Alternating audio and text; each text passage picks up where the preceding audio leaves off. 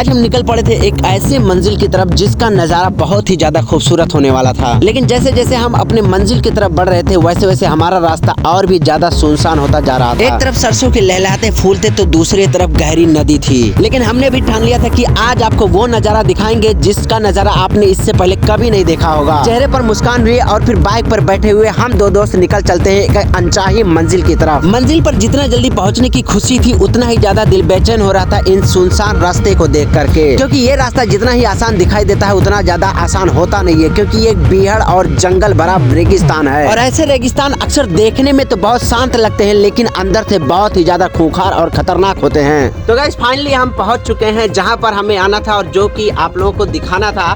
तो आप देख सकते हैं मैं हूं हमारे नेपाल में सबसे ज्यादा बनाए जाने वाले और सबसे ज्यादा फेमस झुलुआ पुल पर, जो कि आप देख ही सकते हैं। हम पहुंच तो गए थे जहां हमें पहुंचना था, लेकिन असली कहानी तो अब शुरू होने वाली थी, क्योंकि हमें नहीं पता था यहाँ पर ऐसा कुछ होने वाला है जो कि आप लोग आगे की वीडियो में देख सकते हैं। लेकिन वीडियो में आगे बढ़ने से पहले आप लोगों को एक वार्निंग दे देता हूँ कि इन सब जगहों पर घूमने जाने से पहले अपने आप की सेफ्टी कर लेना बहुत ही ज्यादा जरूरी होता है, क्योंकि ऐसे जगहों पर आपको कोई भी हेल्प करने वाला नहीं मिलेगा। तो जब भी आप जाएं तो अपनी खुद के रिस्क पर जाएं। इसका नज़ारा किस तरह से है, अब इसको झुलुआ पुल या झूला पुल क्यों बोलते हैं ये मैं आप लोगों को रीज़न बताता हूँ।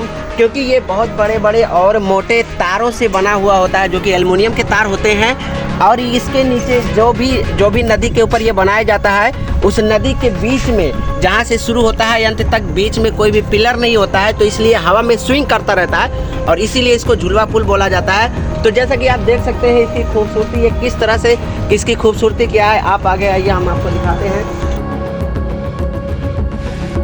और उसके बाद में ये हमारे एरिया से काफ़ी ज़्यादा नज़दीक है और उसके बाद में फिर यहाँ पर काफ़ी ज़्यादा लोग शाम के टाइम घूमने भी आते हैं। तो दोस्तों मैं यहाँ पर जिस जगह पर मैं घूमने आया हूँ वहाँ से मैं एक बच्चे को आपको मिला रहा हूँ और ये बच्चा इस पुल से रोज़ाना पढ़ने जाता है। तो मैं यहाँ से आपको पूछकर बताता हूँ कि ये जब ये पुल नहीं बना हुआ था तो ये पढ़ने कैसे जाते थे और इनको किन परेशानियों का सामना करना पड़ता था। तो जब ये पुल नहीं बना हुआ था तब आप कैसे जाते थे पढ़ने? इतने पानी में घुस के जाते थे? हाँ, गैप हो जाते थे, पढ़े नहीं जाते थे। अच्छा, कहने का मतलब ये है कि जब यहाँ पर बाढ़ आती थी या ज़्यादा पानी वगैरह जब भरा रहता था नदी में तो इनका जो स्कूल था वो गैप हो जाता था और ये पढ़ने नहीं जाते थे, बहुत सारी परेशानियाँ होती थी। और जब से ये पुल बना है तब से उस गाँव से उधर के लोगों को या मार्केट जाने वाले लोगों को बहुत ही ज़्यादा आराम हो गया है और फिर इनको काफ़ी ज़्यादा आराम है, आने जाने में कोई परेशानी नहीं होती है। तो अभी आप किस क्लास में पढ़ते हो? 9th क्लास में। 9th क्लास में पढ़ते हो। क्या स्कूल का क्या नाम है आपके? श्री देवी विद्यापीठ माध्यमिक विद्यालय शिवानगर। हाँ, शिवानगर में ये पढ़ते हैं, जो कि नेपाल में पड़ता है। हम लोग तो वैसे इंडिया के हैं, तो हम इंडिया और नेपाल के बॉर्डर पे रहते हैं।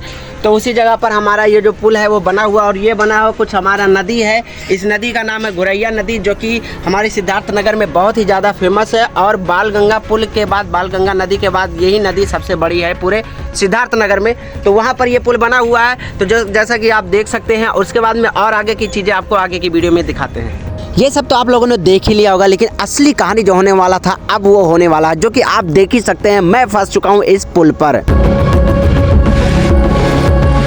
कहते हैं कि कोई भी ब्रिज या कोई भी कंस्ट्रक्शन आप बनाते हो, लेकिन अगर आप उसको सही ढंग से नहीं बनाते हो तो आने वाले टाइम में उसका खामियाजा सभी को भुगतना ही पड़ता है। तो ये जो पुल बनाया गया था आप देख सकते हैं कि इसके 3 पिलर थे, जो कि स्टार्टिंग से एक वहाँ पर है, एक यहाँ, सेकंड वाले यहाँ पर है, और थर्ड वाला जो पिलर था वो कुछ इस प्रकार से गिर चुका है।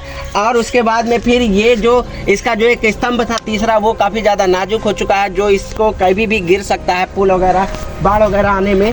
और बाकी का आप देखिए कि यहाँ का जो सीन है ये कुछ इस तरह से है, इसका मिट्टी वगैरह कट गया है। और उसके बाद में ये कभी भी बाढ़ वगैरह आता है तो इसमें दिक्कत हो सकती है, तो कभी भी गिर सकता है। ये दरारें आप देख ही सकते हैं किस तरह से ये गिरा हुआ है। और वहाँ पर देखिए कि जो बाकी का जो मेन स्तंभ है, मेन पिलर है, उसको वहाँ पर काफ़ी ज़्यादा वहाँ पर मसाला वगैरह डालकर बनाया गया तभी वो रुका हुआ। लेकिन आने वाले टाइम में कब तक रुका रहेगा इसकी कोई गारंटी नहीं है। ये बनता है बहुत सारी ऐसी जगहों पर बनता है जहाँ पर बड़े बड़े कंस्ट्रक्शन वाले पुल नहीं बनाए जा सकते हैं, क्योंकि वो बालू वाला जगह होता है। इसीलिए ऐसे पुलों को यहाँ पर बनाया जाता है ताकि सारी चीज़ें अच्छे से हो जाए, बनने में भी कम पैसा लगता है और फिर आने जाने में लोगों की सुविधा हो। लेकिन कभी कभी अगर वो सही ढंग से ना बनाया जाए तो ऐसी चीज़ें यहाँ पर हो जाती है, जैसा कि आप देख ही सकते हैं। तो दोस्तों आज के लिए बस इतना ही। अगर आपको हमारा वीडियो पसंद आया हो तो हमें कमेंट सेक्शन में ज़रूर बताना और ऐसे ही वीडियो देखने के लिए हमारे चैनल को सब्सक्राइब जरूर कर लेना।